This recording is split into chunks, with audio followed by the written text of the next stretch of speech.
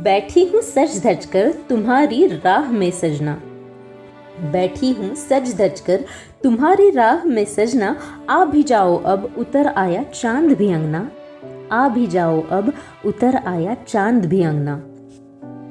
करवा चौथ के त्योहार के दिन पूरे साज सिंगार करके अपने साजन की राह देखते हुए और उस साजन को देखकर उसके हाथ से खाना खाकर उपवास खोलने के लिए बेसब्र हो रही सभी पतिव्रता सुहागनों के बारे में यहाँ शायर बात कर रहे हैं। हेलो दोस्तों, मैं कल्याणी आपका फिर एक बार तहे दिल से स्वागत करती हूँ आपके और हमारे पसंदीदा शो शायरीसुकून.com में। तो कैसे हो आप? आशा करती हूँ आप हमारी बेहतरीन शायरियों का लुत्फ उठा रहे होंगे। करवा चौथ ये शब्द दो शब्दों से मिलकर बना है। करवा यानी मिट्टी से बना बर्तन और चौथ यानी चतुर्थी। इस त्योहार पर मिट्टी के बर्तन यानी करवे का विशेष महत्व माना गया है। सभी विवाहित स्त्रियां साल भर इस त्योहार का इंतजार करती हैं और इसकी सभी विधियों को बड़े ही श्रद्धा भाव से पूरा करती हैं। करवा चौथ का त्योहार पति पत्नी के मजबूत रिश्ते, प्यार और विश्वास का प्रतीक है। आज की हमारी करवा चौथ पर लिखी गई पहली शायरी तो आपको जरूर पसंद आई होगी। चलिए अब बढ़ते हैं आज की दूसरी शायरी की ओर। अर्ज किया है, करूं सुख की कामना करवा चौथ के त्योहार पर। करूं सुख की कामना करवा चौथ के त्योहार पर। चाहूं मैं साथ मेरे प्रिय पतिराज का जिंदगी भर।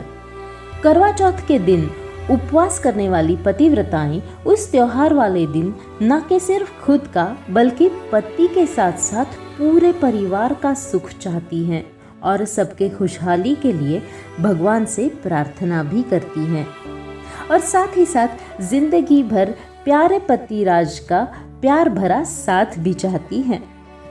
बहुत सी प्राचीन कथाओं के अनुसार करवा चौथ की परंपरा देवताओं के समय से चली आ रही है।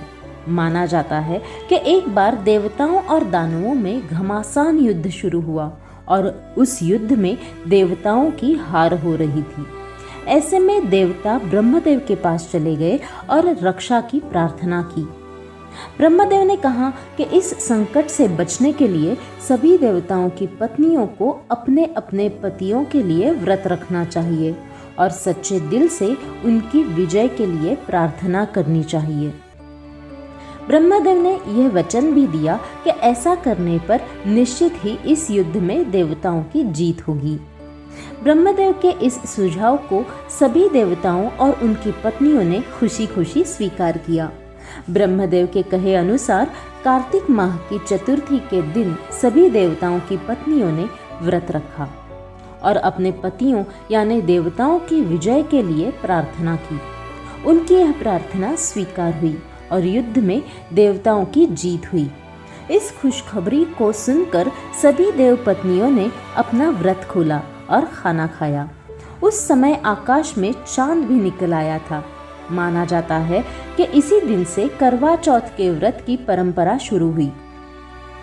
चलिए करवा चौथ विशेष लिखी गई इन शायरियों के साथ आगे बढ़ते हुए सुनते हैं आज की तीसरी और अंतिम शायरी। तो मुलाहिजा फरमाए। तुम ही हो मेरी सांसें, अब तो तुम पर मैंने जिंदगी वारी। तुम ही हो मेरी सांसें, अब तो तुम पर मैंने जिंदगी वारी। करती हूँ दुआ करवा चौथ पर, मांग सदा रहे मेरी सिंदूरी। मांग सदा रहे मेरी सिंदूरी। वाह क्या बात है। अपने जीवन साथी यानी अपने पति को ही अपना सब कुछ मानने वाली, उनके लिए खुद की जिंदगी वार जाने वाली सुहागनें करवा चौथ पर सिर्फ एक ही दुआ मांगती है कि उनकी मांग का सिंदूर सदा बना रहे, उनका सुहाग सदा सलामत रहे, है ना? तो दोस्तों, कैसी लगी आपको हमारी यह करवा चौथ विशेष पेशकश? आशा है आपने इसे बहुत पसंद किया होगा। ऐसा है तो हमें कमेंट बॉक्स में कमेंट करते हुए ज़रूर बताइएगा। और हाँ, इस साल आपने अपना करवा चौथ कैसे मनाया ये भी हमारे साथ ज़रूर शेयर कीजिएगा, हमें खुशी होगी सुनकर। इसी के साथ वक्त हो चला है आपसे विदा लेने का। दोस्तों, अगर आप और भी करवा चौथ विशेष शायरियाँ पढ़ना या सुनना चाहते हो तो आप शायरी सुकून के ऑफिशियल पेज पर करवा चौथ शायरी नाम से सर्च कर सकते हैं, या फिर इस पोस्ट के अंत में सबसे नीचे आपको उनकी लिंक मिलेगी। तो अब मुझे यानी कल्याणी को दीजिए इजाज़त। कल फिर आपसे मुलाकात होगी ऐसे ही बेहतरीन शायरियों के साथ।